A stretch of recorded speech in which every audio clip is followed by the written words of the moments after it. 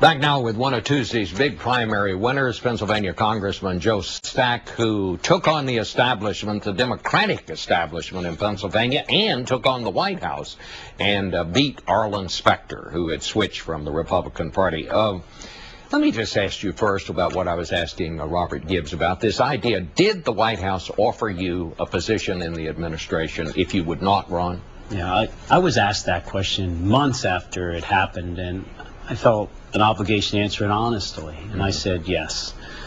Can you tell us what job? No, Bob, and then I said at the time, anything beyond that just gets into politics, and actually that's what I think is failing Washington, D.C. Principle doesn't seem to triumph over politics, where people come here and be willing to lose their job over doing what they said they would do. And so I just stay focused on what I had issued out there, which was a plan for Pennsylvania working families, from retirement security to educational opportunity for their children and small business opportunities, and that's what I just keep on talking about. Well, let's talk about the race that you had with Arlen Specter. The White House was for Specter. They obviously wanted you not in the race, but you took them on. Now, will you ask for Barack Obama's help? Boy, I have to tell you, the President was the very first one who called me, and I welcome his support. And I have to also tell you, Arlen Specter, when he called me, set a standard for graciousness, telling me, Joe, congratulations, I'm going to support you.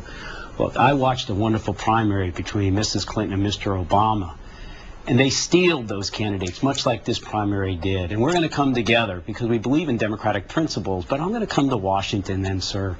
And I really do want to fight for working families. And yes, I'll stand up to the party if they're wrong, and they aren't going the right way for people in Pennsylvania. But I do believe in democratic principles. Do you think the President would help you or hurt you if he came to Pennsylvania? And will you ask him to come? I'd be honored to stand with the President of the United States. Honored.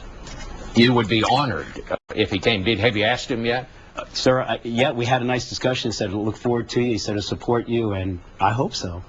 So what do you think did it? Was this part of the anti-incumbent mood that's going on in the country right now? Because obviously there's a great deal of anger with Washington itself. What do you think your victory meant, and how do you think you did it? When I had to go through those 67 counties last July and decide whether to get in or not after the establishment said, sit down, I'll never forget a farmer that said to me, when I asked him how the recession was, and he said, not too bad, I was hurting so much already.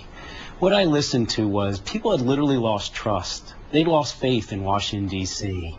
They saw people actually more willing to try to take positions that might help them in electoral prospects rather than standing up and with the courage of the convictions fighting for what was needed for them. They knew that Washington had lost focus. So I tell everyone it was a matter of trust, and I hope to earn that trust from them.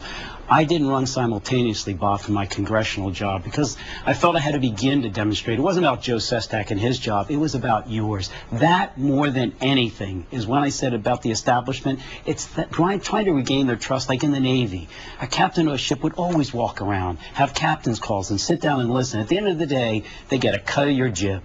And then they'll follow you if they trust you to do anything. And that's what Washington has to regain. You know, it's a very interesting point, and I absolutely take your point. But some people say that the reason that Washington doesn't work now is because in order to get to Washington, you have to raise so much money.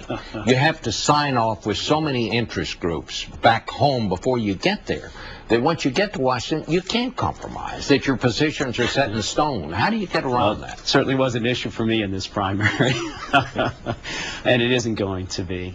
Look, if you took money out of politics, you'd solve 80% of it. That's why I'm co-sponsor a bill to move us towards public financing of campaigns. But at the end of the day, I can look someone in the eye and say, I appreciate your support, but I'm going to still do what's right.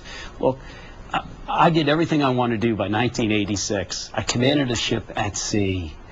This is payback to this nation, as far as I'm concerned, because they took care of me and my family with TRICARE, wonderful health care. They took care of my daughter when she had a health issue. I wanted everyone to be like in the military, health opportunities, because the dividends that accrue to our nation are immense. All right. Well, Congressman, thank you so much. Thanks for having me. We'll see you again as we go through this political year. We'll be back in a moment with some final thoughts.